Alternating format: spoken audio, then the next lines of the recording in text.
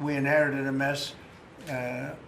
Affordability, but you can call it affordability or anything you want, but the Democrats caused the affordability problem, and we're the ones that are fixing it. So it's a very simple statement. They caused it, we're fixing it. And they have a tendency to just say, this election's based on affordability.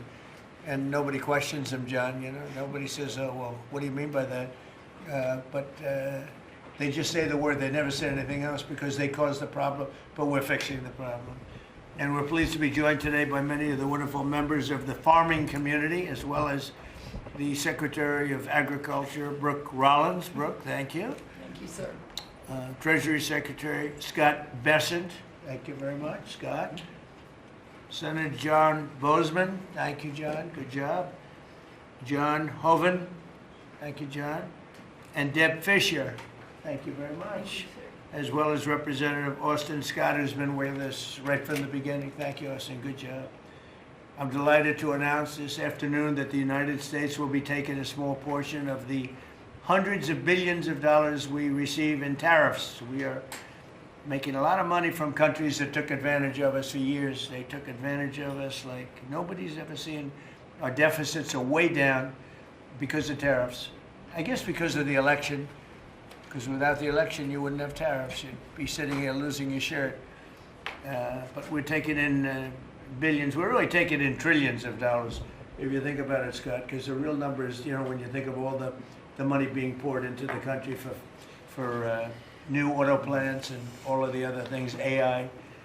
So what we're doing is we're taking a relatively small portion of that, and we're going to be giving and providing it to the farmers in economic assistance. And we love our farmers, and as you know, the farmers like me, because you know, based on voting trends, you could call it voting trends or anything else, but they're great people. They're the backbone of our country.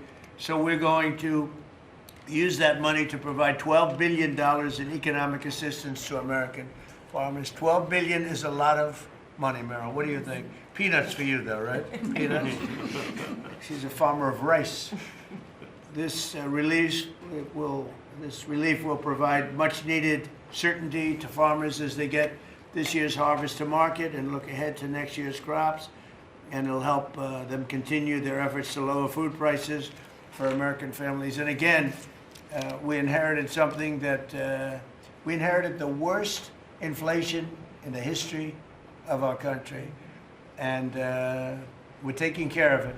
Farmers are an indispensable national asset, part of the backbone of America. I've always felt it so strongly. They're so important. Unfortunately, under sleepy Joe Biden, he's a sleepy guy, our farmers were crushed by the worst inflation in modern history and crippling restrictions on energy, water, and countless other necessities for farmers. And what they did to the farmer in terms of putting the brakes on was just absolutely unacceptable.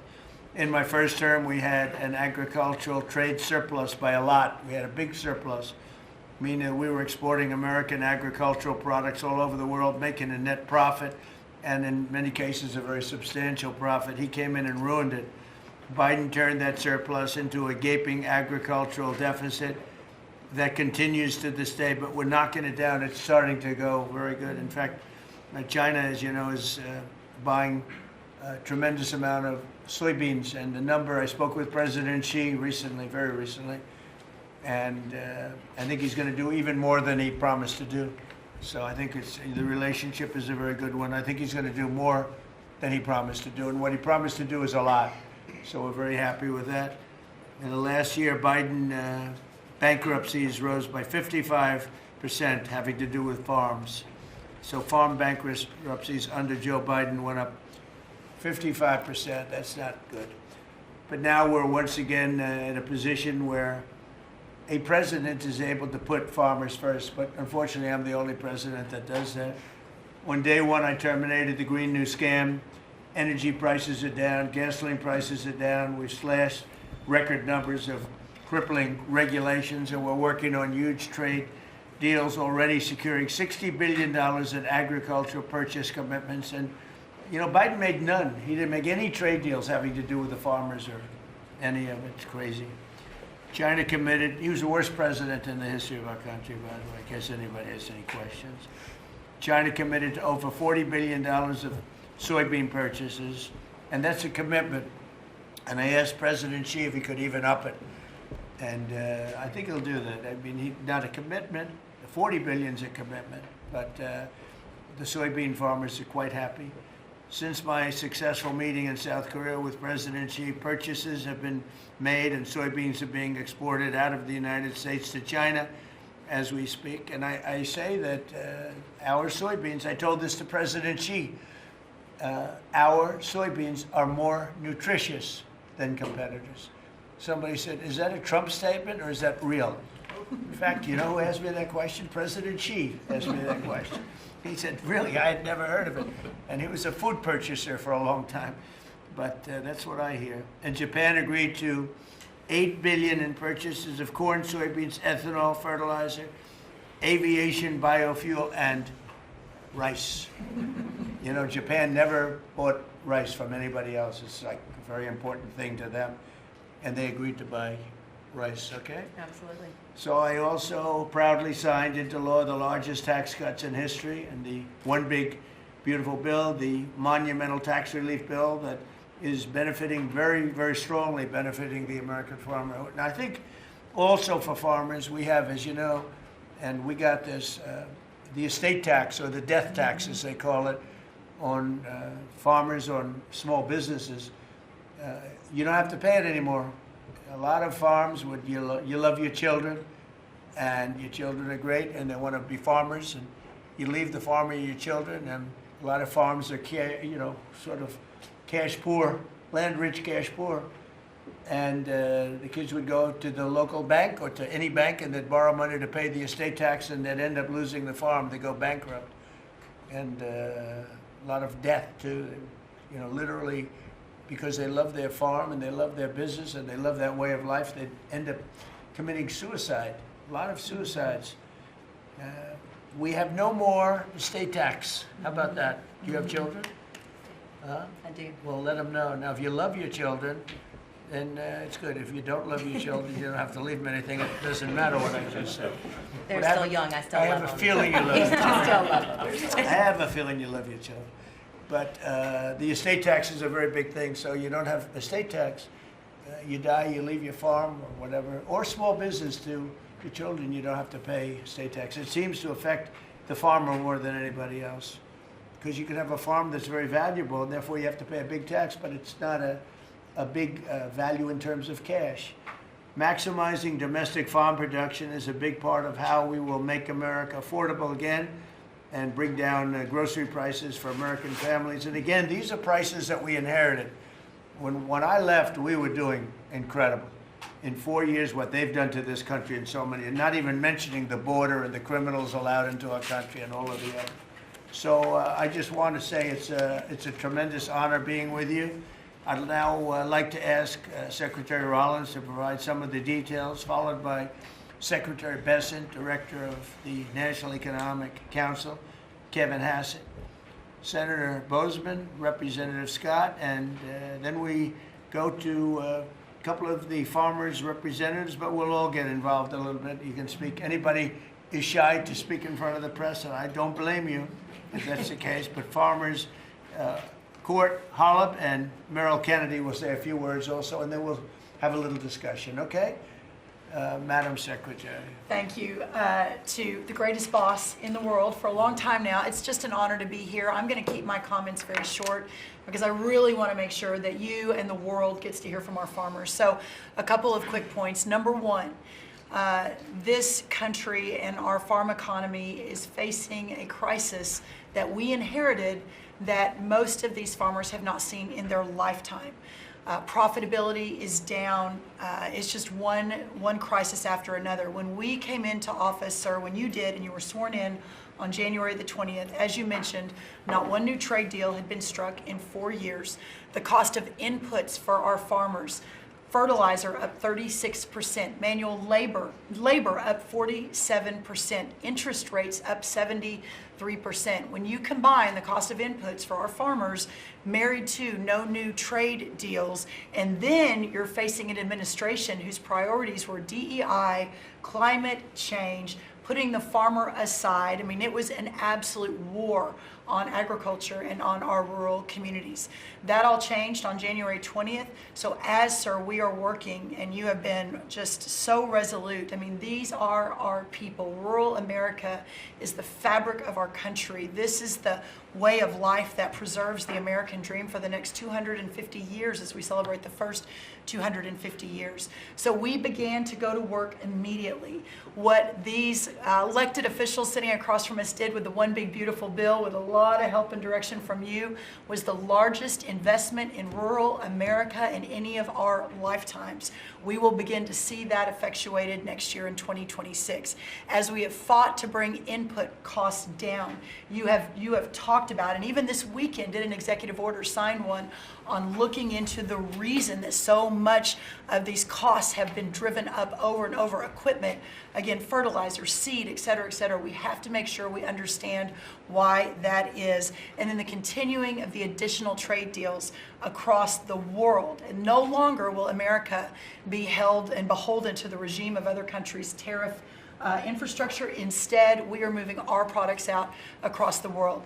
Having said that, and we have been listening to the farmers for the last 10 months, 11 months, sir, that the bridge that is needed to get from the last administration and what basically happened under the last president and the last U.S. Department of Agriculture to this new golden age for farmers, where instead of farming for government checks, they can farm to feed their family and sell their products and pass it on to the next generation, that this bridge is absolutely necessary based on where we are right now. So as the president said, we are very pleased to announce that today we are going to be effectuating an $11 billion bridge payment to our farmers. The money will move by February 28th of 2026, but by the end of this month, so just in the next couple of weeks, every farmer that is able to apply for it will know exactly what that number looks like. So as you are going to your lender, as you are working to ensure and understanding what you can plant for next year, you will have that number in hand. And we will continue to talk to our farmers, continue to understand exactly what this looks like and what is necessary. The final thing I'll say is 12 billion. Well, we're holding $1 billion back. So today we are announcing $11 billion. We are holding $1 billion back just to ensure that we are covering. So today's announcement covers all of our row crops, but some specialty crops and others that we are still working with to best understand where they are in the farm economy and ensure that we're making every forward-moving position that we need to. And then finally, as we move to this new golden age for agriculture and for rural America, as we continue to fight for these farmers and ranchers, their way of life, and those that are represented here represent hundreds of thousands of farmers across this country. Just know that this president, I have never been around anyone who every time we talk, he asks, how are my farmers? Every single time. So we will never stop fighting. We will make sure that we're doing everything we can to ensure the next 250 years is just as bright, if not brighter, than the last. So thank you, sir. Brooke. Thank you. And this money would not be possible without tariffs. The tariffs are taking in, hundreds of billions of dollars, and we're giving some up to the farmers because they were mistreated by other countries for, I don't know, maybe right reasons, maybe wrong reasons. They weren't. They were trying to show us something, and it's really worked out really well. But because of the tariffs, this is possible. The other thing I'd like to add before going to Scott, and I think it's very important, we're going to also give the tractor companies, John Deere and all of the companies that make the equipment, we're going to take off a lot of the environmental restrictions that they have on machinery. It's ridiculous. I know because I buy a lot of that machinery for different things. We have a lot of big clubs with, hundreds, thousands of acres. And I buy a lot of stuff, and you buy it, it's got so much equipment on it for the environmental, it doesn't do anything, except it makes the equipment much more expensive and much more complicated to work, and it's not as good as the old days. And we're going to take a lot of that nonsense off of the equipment, which is going to reduce, and we're going to do it, and we're going to say you're going to reduce the prices. We're not going to do it and they're not going to reduce. They're going to have to reduce their prices because farming equipment has gotten too expensive. And a lot of the reason is because they put these environmental excesses on the equipment, which don't do a damn thing except make it complicated, make it That's right. impractical. And you really have to be, in many cases, you need about 185 IQ to turn on a lawnmower. Now, so we're going to take that off, that crap off that they put on Biden mostly, and we're going to take that off. So that's going to make that'll bring down the equipment prices That's a right. lot. That's right. And we're going to do that immediately. You're going to work with Lee Zeldin, who's not here. He's doing a fantastic job, and Lee is going to work that out. And that would be most of it. It's crazy. The machines, they're always under repair because they're so complicated that you can't fix them. The old days you used to fix it yourself. Now you can't do that. You have to be a PhD from, let's say, MIT. Okay, so we're going to get that done. Scott, please go ahead. Good. Thank you, Mr. President. Thank you to the farmers to join us today. And I will tell all of you here that when either in person or when we are on a call with President Xi, the first thing the president asking for is more soybean purchases. That's right. We don't talk about geopolitics. We don't talk about trade. It's about soybean We purchases. don't even say hello. We immediately start. Soybean. true. We start with the soybean, please. Could you do a little? It's always could you do a little more? So, and I think President Xi has heard President Trump. This group represents an American way of life that has fed our nation and its spirit for hundreds of years. You are the caretakers of the most productive agricultural country on earth. You drive hundreds of billions of dollars in exports, support millions of jobs, and keep America's economy running strong. And this administration is committed to keeping it that way. By putting farmers first, President Trump is ushering in a new golden age for agriculture. The President's $11 billion relief package for America's farmers comes at a critical time. These direct payments will give producers the breathing room they need to market this year's harvest and plan for next season. This serves as a liquidity bridge during a period of adjustment, supporting the strongest agricultural sector in the world. Add this to the President's success in reining in Biden-era inflation, thanks to the administration's pro-growth policies, input costs like fuel and fertilizer are easing, and credit conditions are improving, interest rates are coming down, helping farmers prepare for the next harvest. President Trump scored a massive victory for America's farmers when he secured an arrangement with President Xi in Busan to reopen China's markets to U.S. agricultural exports, especially soybeans, sorghum, and other commodities. Under this framework, China committed to purchase at least 12 million metric tons of U.S. soybeans this growing season, followed by a minimum of 25 million tons annually for the next 3 years. And it's not just China.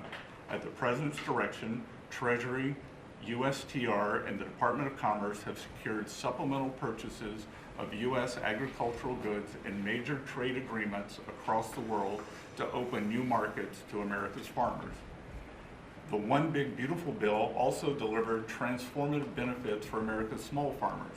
It locked in full expensing for farm equipment and 100% expensing for farm structures built during the President's term. I believe Representative Scott and a group in the House, we were originally just going to do factories, and they called us and said, you need to do farm structures too, and the President said, we're all in. And it extended and enhanced much needed relief from the punishing death tax, giving family farms greater certainty as they plan for the next generation. Mr. President, thank you for putting America first by putting your farmers first. Through pro-growth, pro-farm agenda, you are ushering in a new golden age of American agriculture, and Treasury is proud to help in this. Thank you, Scott. You know what we'll do? We're going to go a little faster because the last meeting we had was 3 hours. We're the most transparent group, so if we can go faster, it'll be great. And then we'll take some questions from the fake news. Is that okay? Kevin, go real fast, Kevin. Yeah, I could go really fast, sir. Yeah. Sir, the farm economy, you always ask me to just get a few numbers to put it in perspective.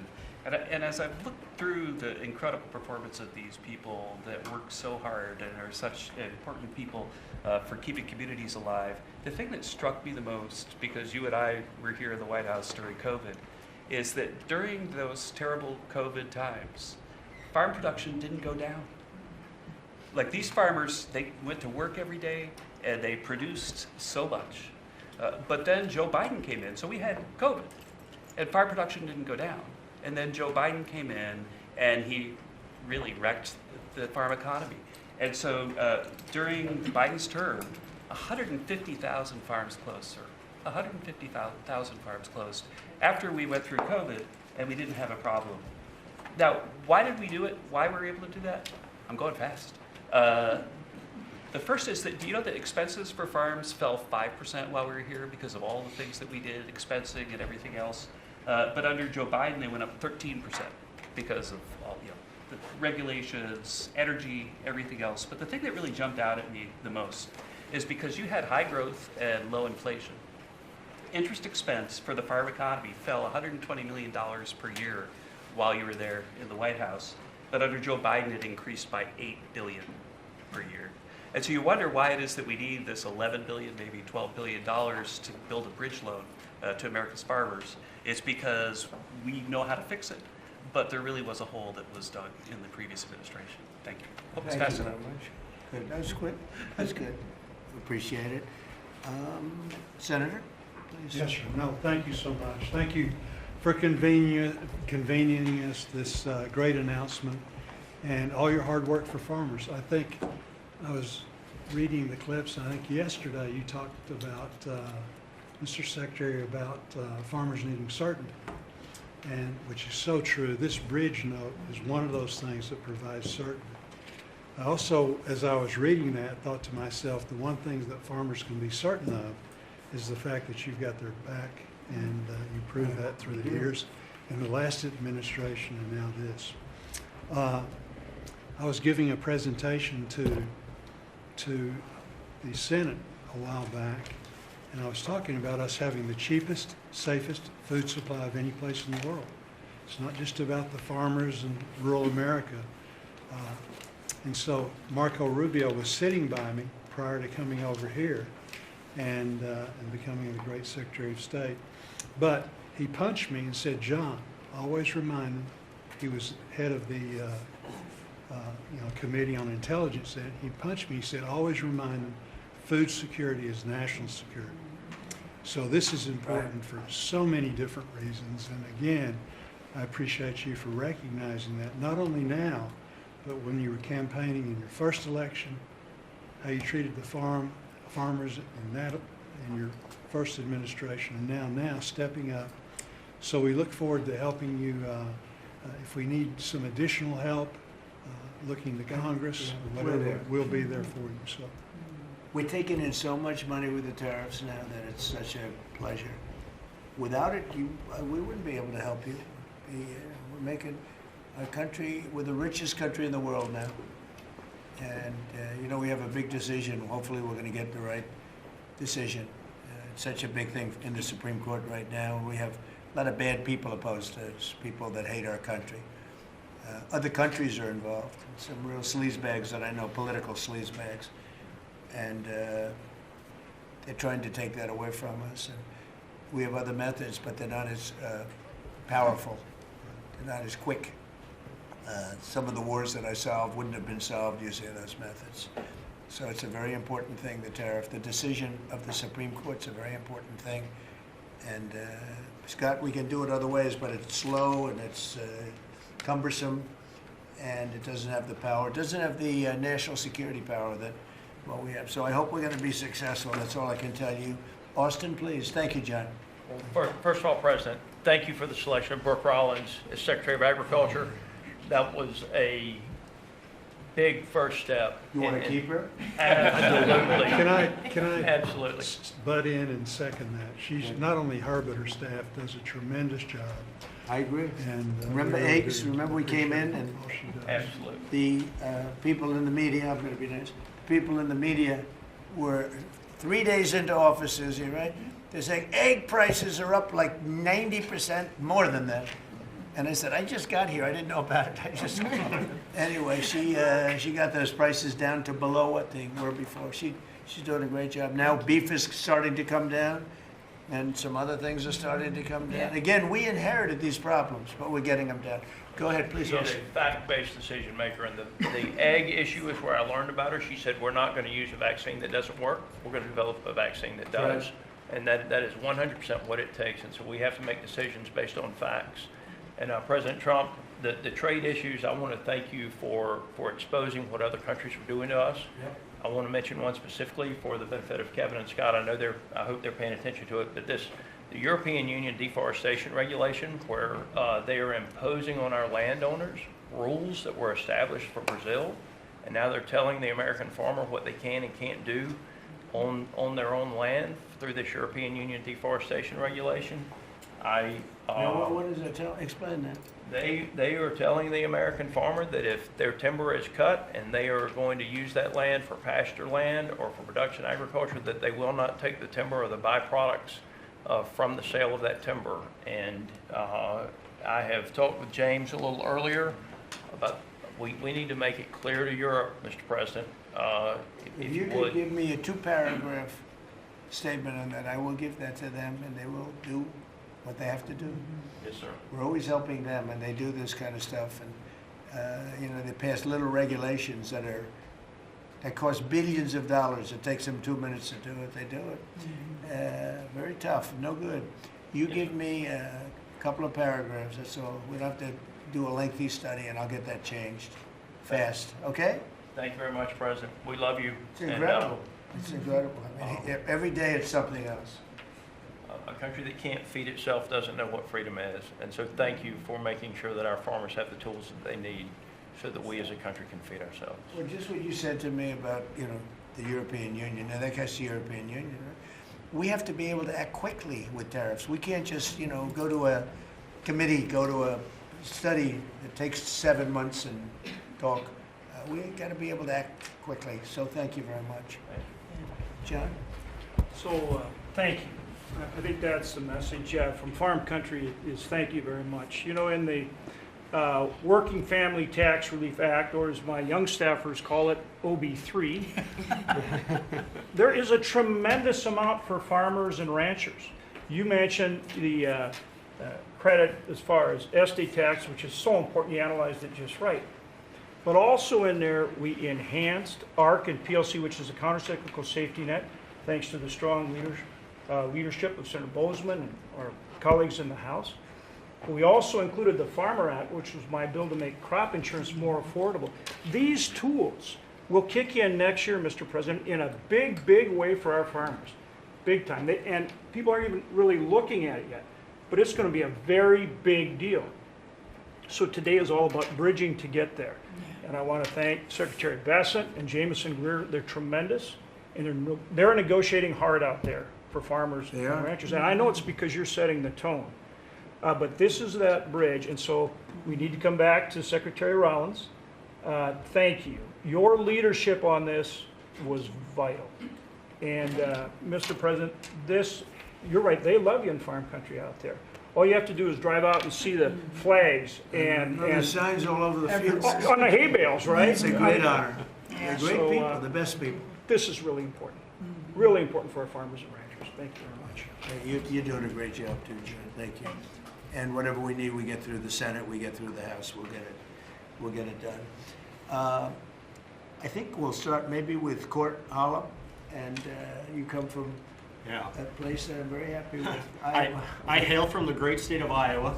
I'm surrounded here by some of the greatest farmers in the area, and from across the country. Anything from rice farmers, we've got all sorts of cotton farmers, everything. Everything is here represented so well. And first off, from me, I want to say thank you for this bridge payment. It's Christmas early for farmers.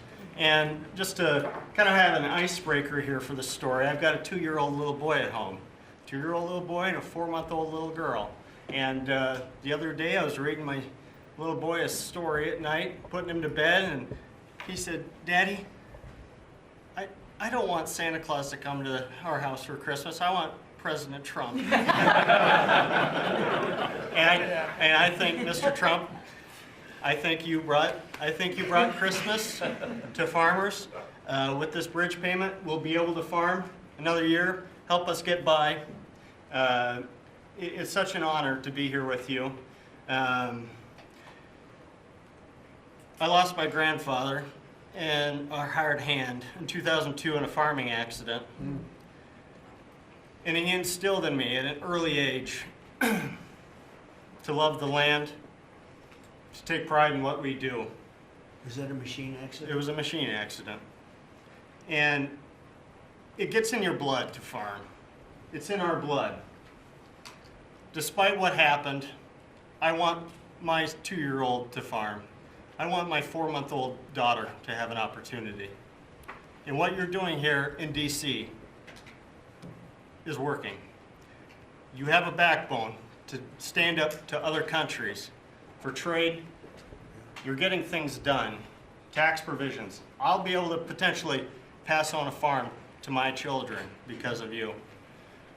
Ethanol. You're working for ethanol, trying to get E15 year-round. We're dealing with California, Prop 12. Let's continue to work on that. I think we can have a lot of domestic product used here in the country, and we can keep America first, and you're good at that. That is who you are. And if we keep that E15, you could have the biggest... E15 is a big deal? The E15 is a great deal, year-round. Okay. You could have the biggest stamp. I did that, Trump did that, and we would thank you. Farmers would love you more than anything if we could continue that. Continue to use domestic product, use the byproducts, and even be able to export to other countries. And so what you've done here, and just having us here in the White House with you, sitting beside the Secretary and all these other great individuals here, what a true honor. And I will take pride in this meeting, and I will take this home for many generations to come. And because of what you're doing, hopefully them generations can stay on the whole Bland farm. Well, we're going to bring you into the Oval Office when we're finished, okay? The farmers, That'd be nobody amazing. else, just the farmers. And we'll take some pictures. Our representatives also. We have to let them, because they're doing a great job, John and Austin. We appreciate it. You're doing a great job. Meryl, go ahead, please. Tell us about rice. Rice. Well, thank you, first of all, for inviting me here. And my friend, the secretary, you have an incredible lady right here. She really is. Along with being a mother of 3 and a wife, I run my family's agribusiness, Kennedy Rice Mill, in a little town called Merage, Louisiana, about 1,000 people in the northern part of the state. We employ around 150 people taking rice from the field to a finished product, supplying some of the largest food companies that many of you would know here domestically, but also abroad. And my sisters and I, because there is 4 of us, right? I'm the youngest of 4 daughters, started our own rice brand a few years ago to just tell the story of American agriculture that hadn't really been told before. But I wish I was here under better terms. I'll tell you, I think the rice industry thanks you sincerely for what you have done for the California rice market into Japan. It has been monumental for our industry. But us in the South are really struggling. I mean, this is not just a crisis. I would say it's almost a market dynamics that really are true in an anti-competitive nature, right? So it follows what you sent out this weekend. And we do believe that countries are dumping rice into this country today. We've never seen imports this great. Which countries? India, Thailand, even China into Puerto Rico. Puerto Rico used to be one of the largest markets for U.S. rice. We haven't shipped rice into Puerto Rico in years. So this has been happening for years. This didn't start during your administration, but unfortunately, we're seeing it in a much bigger way now. The tariffs are working, but we need to double down because You want more? I mean, I well, understand. they're cheating, right? They're no. not. They're just Could I ask- subsidizing and then Scott, and then India, they- tell me about India. Why is India not allowed to do that? They have to pay tariffs. Do they have an exemption on rice? No, sir, we're still working on their trade deal, so we'll... Yeah, but they should be dumping. I mean, I heard that from London. So you can't do that. There's a WTO case against India Give me right the now. give me the countries if you could. Go ahead. India. Who else? So Mark it India, down. Which is good. Yes, sir. Thailand, China into Puerto Rico, not into the the continental U.S., but into Puerto Rico. Those are the main culprits. So Puerto Rico used to do a lot of business, and now you're 100% Puerto Rico was U.S. based, all right. and So now easy to it's, settle. Okay. but there's others too, and I can get you a full list Get as me well. a full list. Of course I can. All right. So, Go ahead. so truly, this is a national security issue. I think you put it just perfectly. And so I want for all of us in the room to know that rice is more than just a commodity. It's a currency in many of these And countries. you love rice, right? I You love it? rice. Yes, I'm going to get you to love rice too. The next time you're not going to have a button for a Coke, you're going to have a button for a rice. Get a little bit of rice. But The farmers our- love what they do. Yeah, It's true. Well, our farmers can feed this nation and many nations abroad, but we need fair trade, not free trade. Yep. And so we appreciate what you've done today. We appreciate what you did in the big, beautiful bill. I mean, my word, you really changed reference prices. And, we're hopeful that we can even move that further. I know that rice prices right now are the lowest they've been in over 40 years. So we're going to struggle. We're going to max out on our payments probably. So that's something that I know those in Congress can potentially help us with to change. But again, we appreciate everything you're doing. That's solved so quickly with tariffs to these countries that are illegally shipping. It's solved, your problem is solved in one day. That's why we have to win the Supreme Court case.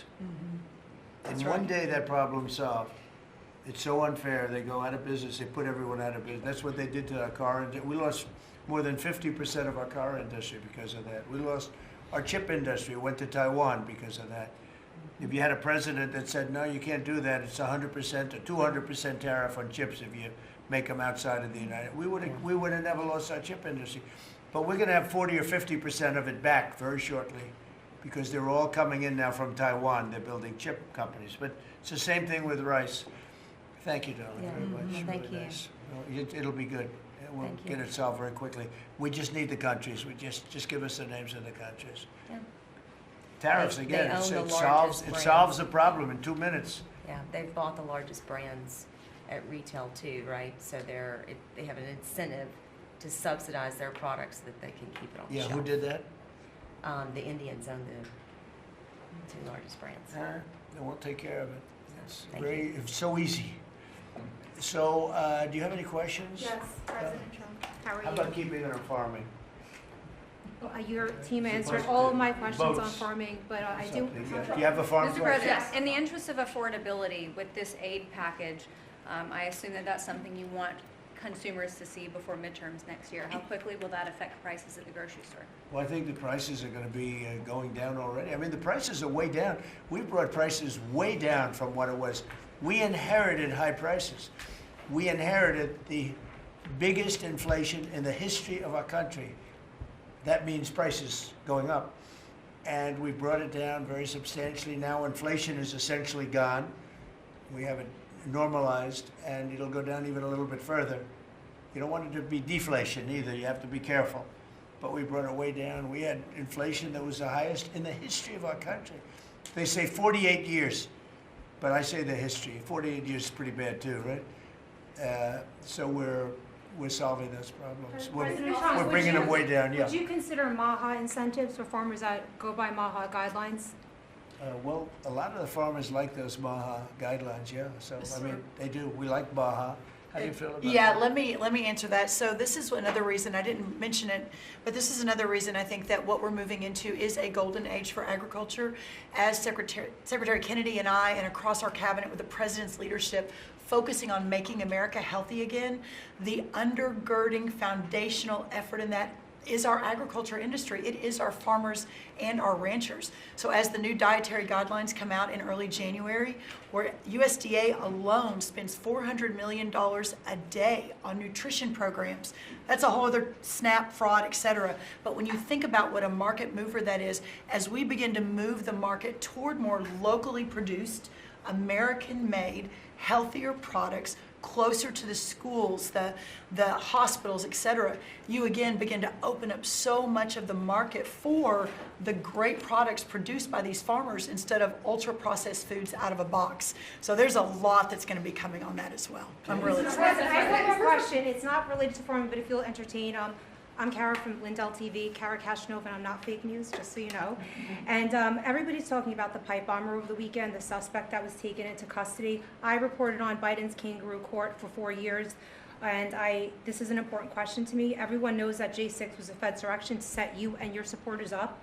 So my question is, what's your gut instinct about the new pipe bomber suspect taken into custody? Does your instinct tell you that he acted alone? And also, Mr. President, how do you feel about the lead prosecutor on the pipe bomber case?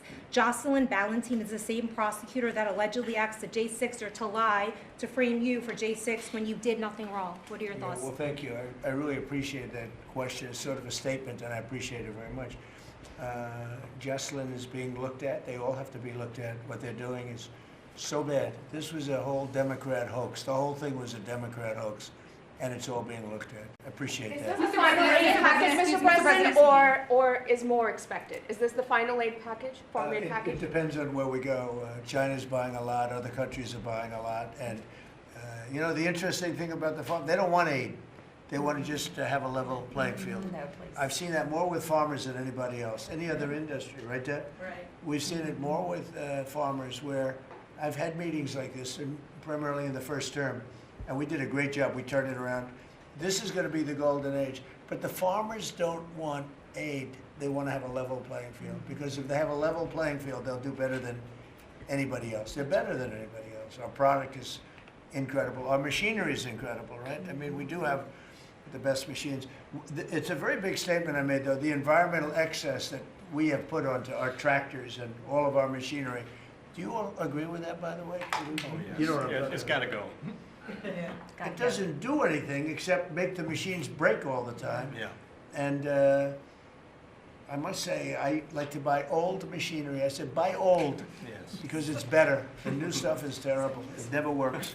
Never works. Mr. President, you said that you would have no, Yeah, listen to Mr. this. President, you said you would have no problem with releasing the full video of that strike on September 2nd off the coast of Venezuela. Secretary Hegseth I now didn't say says, that. You said that. I didn't say that. This is ABC fake news. you said that you would have no problem releasing the full bit. Okay, well, Secretary No, Hegseth, whatever Hegseth wants to do is okay with me. he now says it's under review. Are you ordering the secretary to release that full video? Whatever he decides is okay with me. So every boat we knock out of the water, every boat, we save 25,000 American lives. That was a boat loaded up with drugs. I saw the video. They were trying to turn the boat back to where it could float. And we didn't want to see that, because that boat was loaded up with drugs just like everything else. But every boat we shoot down, and I don't know if you know, we're 92 or 94% down in drugs coming in by the sea. And we're trying to find who are the 6%. Because I don't know, people aren't liking to drive boats right now loaded up with drugs. But every single, think of that, every single boat we shoot out, on average, we save 25,000 American lives. Do you feel okay about that, Court? Keep us safe. Okay, I know my men. What about you, Bill? Are you okay with that? Totally fine with Are you that. committed to releasing the full video? Didn't I just tell you that? You said that it was You're up the to most Secretary Hegseth. obnoxious reporter in the whole place. Let me just tell you, you are an obnoxious, actually a terrible reporter, and it's always the same thing with you. I told you, whatever Pete Hegseth wants to do is okay with me. Touch on the midterms, and I just have a quick question. There's at least 20 House Republicans who have either said they're going to retire or not run again. Do you And have any Democrats concerns also, about the and Democrats Right. also. Do you have Well, any? why don't you mention them? How many Democrats are going Well, to retire? do you, How many well, Democrats? that's what I was going to No, ask no, you. but Do you why don't have you tell me the number of Democrats too? You tell me Are about. you concerned about the narrow margins? And No, I'm not concerned. I think we're going to do Congresswoman well. Elise Stefanik is among them, and We will have the Nassau greatest County economy. Bruce Blakeman, who you know as well, is considering running for We're going governor. to have the greatest economy in history. How many Democrats are retiring? How come you only know the Republicans but not the Because Democrats? I came prepared to ask you a question about. No, you're unprepared because you should know the Democrats. You're totally unprepared. Go ahead. Well, can I ask a quick Who follow-up are you with? about? Who are you with? I'm with New York Newsday, and I also have a quick follow-up. Congresswoman Elise Stefanik is among those who is running for New York Great. governor. She's great. Bruce Blakeman, who you also know He's is also Democrat. great. Are you planning on making any Well, I'll endorsements? think or about it, any but he's choices great yet? and she's great. They're both great people. We have a lot of great people in the Republican Party. Go ahead. Can I get back to farming? Yeah. So you talked about the profitability issue, the machinery playing a role in that, and Right. fertilizer plays another role in that. A Right. lot of that, the way I understand it, it comes in from Canada, different countries like that. What are we doing to bolster domestic fertilizer production to help make that more affordable? And then I think that will transition Well, one down of the pipe. things, a lot of it does come in from Canada. It does. And so we'll end up putting very severe tariffs on that if we have to, because that's the way you want to bolster here, and we can do it here. We can all do that here. But I would say what you do, you put very severe tariffs on from coming into other countries. You'll be making your own fertilizer very soon. In fact, Secretary Burgum, this cabinet is so remarkable. Instead of just seeing each other every month, we're literally talking every day, multiples of times a day. But our Secretary of the Interior, I, and Secretary Bessent and others, we have a whole plan in place, including the reshoring of fertilizer and the opportunity to do it in America. Having said that, we've also, per the President's guidance, issued a directive. These fertilizer companies, the seed companies, the equipment companies, all of the above, as our farmers have struggled year over year, the meat packing companies continue to make, a lot of money, hand over fist, a lot of foreign-owned companies. So that's why the President has been very unequivocal in saying we got to figure out why all these input costs are skyrocketing and all of our farmers are struggling, which we're going to do. So That is when a they great take- question and When very they take like important. fertilizer out of the country, all of a sudden we don't do it anymore. Then they start charging and sending the, very high prices from other countries, whether it's Canada or somebody else. We're not going to let that happen. Okay? Mr. President, on the $12 quality of foreign produce, you spoke about soybeans and how the quality here in the United States obviously is a lot better. That's what I've heard. Yeah, is the default of this administration, because that's an issue I understand with root vegetables, citrus as well. Is the default of this administration that even if it's a little bit more expensive homegrown, you will choose homegrown over cheaper produce abroad? I like homegrown. Some things we can't grow because we don't have the heat. There are some things, little delicacies or maybe not such delicacies, but they grow better in warmer climates, very warm climates actually. But for the most part, I like homegrown. Mr. President, thank you. One on this announcement and then one on foreign policy, if I may. Are you open to tapping into tariff revenue again, should farmers find they need additional relief to get to that level Yeah, playing if field?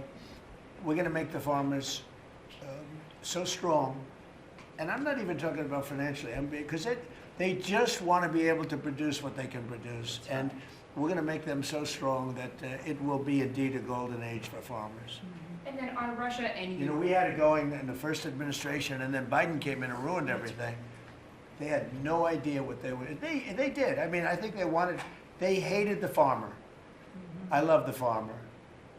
And That's then, why I got 94% of the vote from the farmers. But they hated the farmers. I love the farmers. Go ahead. and then on Russia and Ukraine, obviously your administration has been having talks with each side. Given that there is no peace deal at this point, will your administration stay engaged in those talks to effort a peace deal? We just want to see people stop from being killed. We don't, as you know, Joe Biden gave them $350 billion. And I gave them nothing. I did give them javelins at the beginning and knocked out a hell of a lot of attacks.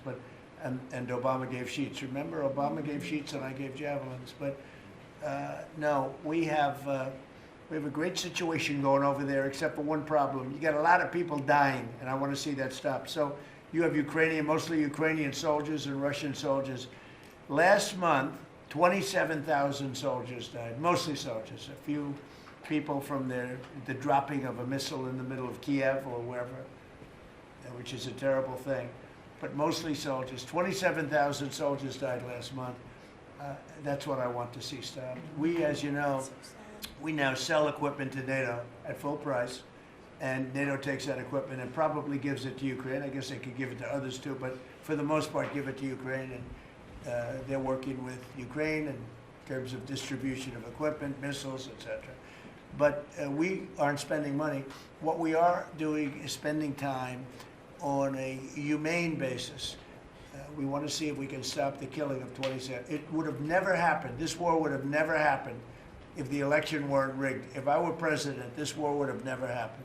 President Trump, Trump, do you support the Paramount deal that if you could you pick talked a lot about anything? the soybean purchases. Say it. You talked a lot, obviously, about China's Yeah. soybean purchases. Some lawmakers from North and South Carolina have raised concern that U.S. tobacco farmers were told that China would not purchase flu-cured tobacco this year. Has that come up in your conversations No, I at haven't all? heard that, but we're doing well. The tobacco people, because of the deals I made, they're doing very well. But that could be, if it's the case, I can get it solved very quickly. Do you So President Trump, let do us you know how you settled on this 12 billion or 11 billion plus one more billion dollar figure? We looked at how they were hurt, to what extent they were hurt. We did a very, steady progression of charts, and we figured out a very exact number, and it was about $12 billion. Okay. President Trump, if you had one Christmas wish for America besides making American farmers great again, what would it be? I would say very simply, I go by a statement when people ask that question. Remember that question was asked to Ted Kennedy, and they said, "Well, what are you going to do to make America great?" And he couldn't answer the question. I have a very simple: we're going to make America greater than ever before, and we're going to do it through a series of tariffs, intelligent taxes, and incentives. And our country has never been stronger. We've never had anything like coming in. We have $18 trillion coming into our country right now. There's never been anything like it. And if you ask me that, I'll say I just want to keep doing what I'm doing because there's never been anything like this happen. Do you support The biggest number ever in history was $2 trillion, and we're at $18 trillion. This is money pouring into our country on building car plants, on building AI plants. We just want to keep doing exactly what we're doing because nothing like this has ever happened in the history of the world, not just our country. There's never been, Scott, would you say that's right? There's never been anything like the investments coming into America. So this is President, do you a record year. Record year. Do you support the Paramount deal, sir? On healthcare, Mr. President, 22 million Americans are expected to see their healthcare insurance premiums start to rise by the beginning of next year. You're talking about because Obamacare is so bad? Yes, well, sir, because the Obamacare subsidies are expiring. Are you going to do That's any? because Obamacare is so bad. What is the Republican plan? Are you going to let that happen on your watch? What I'm going to do is, if the Democrats go along with it, which they don't want to because they want to make the insurance companies very rich, okay? I want the money to be paid to the people to go out and buy their own health care instead of paying to the insurance companies, their stock has gone up 1,700% in a short period of time. Did you know that? 1,700. You wish your corn went up, Red. But the insurance companies' stock has gone up by 1,700%, 1,800%. They're taking in trillions of dollars. I don't want to pay the insurance companies anything. And I know a lot of them, but they're owned by the Democrats. And the Democrats have, Obamacare is a setup to make insurance companies rich. And I want to pay the people, and I want the people to go out and buy their own health care. And that's what we want to do, and that's what the Republicans want to do, because Obamacare is a disaster. And I said it 5 years ago, 4 years ago, 3 years ago. It was always a disaster. It's bad health care that's too expensive for people. And now your premiums, and you said it better than I said it. You said the Obamacare premiums are going to go up. They're going way up.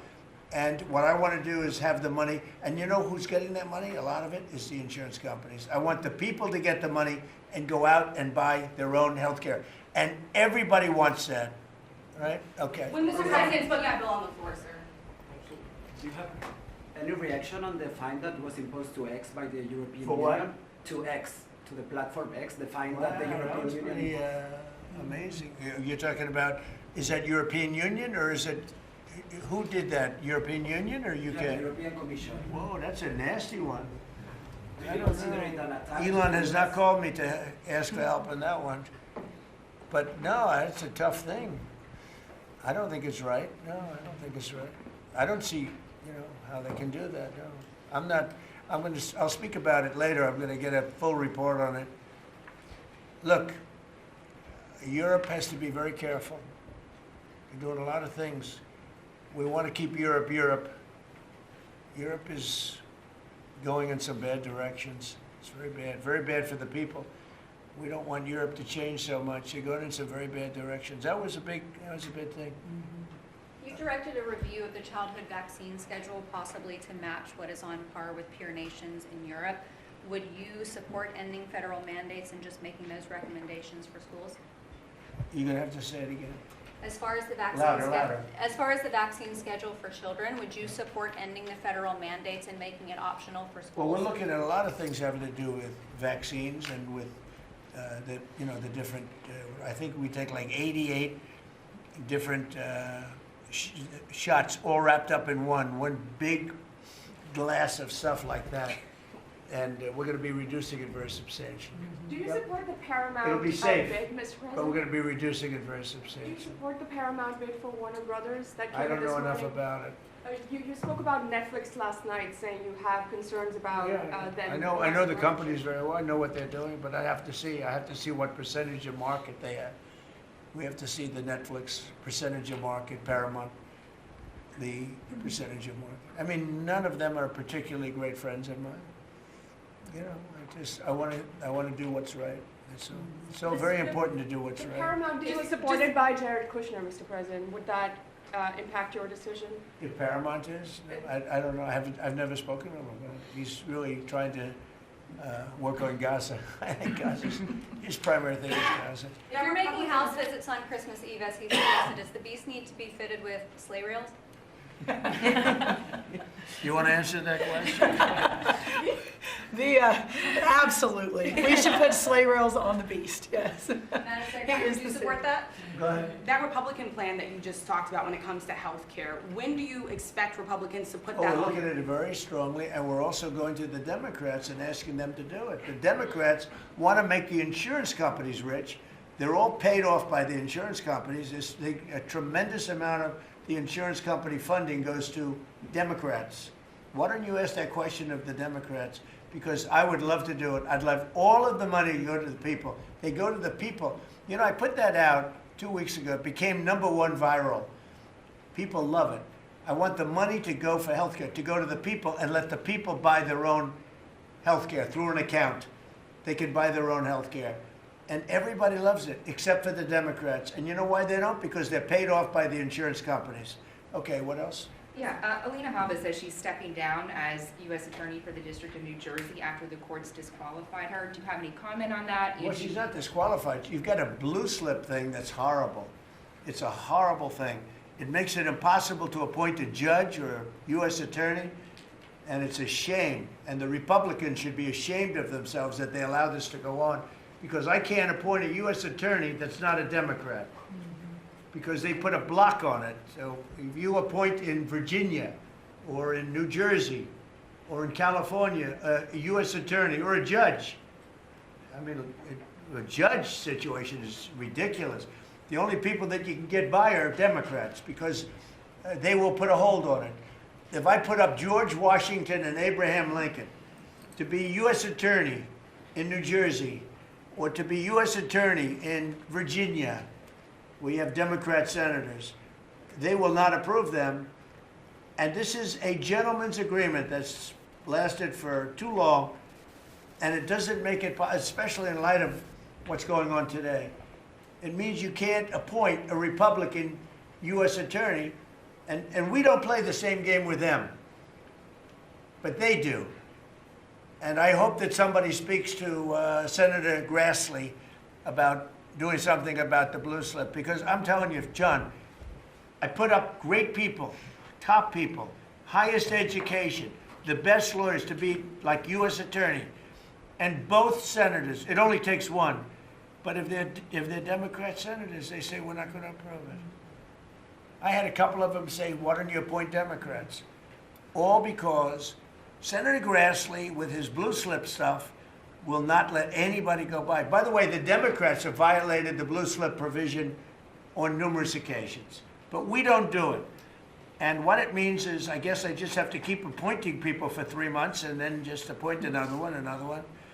And it's a very sad situation. We're losing a lot of great people. We have about 7 U.S. attorneys who are not going to be able to keep their jobs much longer because of the blue slip. Because unless, I think I know why they did that, to protect their ass. Okay, that's why they did that. But it should be done away with. I want to be able to appoint the most highly educated, the most respected people. They can't keep their jobs because of the blue slips. Terrible. Okay, thank you very much, everybody. Thank you. The farmers, let's come into the Oval Office, all right? Deb, come on. We're going to go into the Oval Office. You're going to see what a real office is.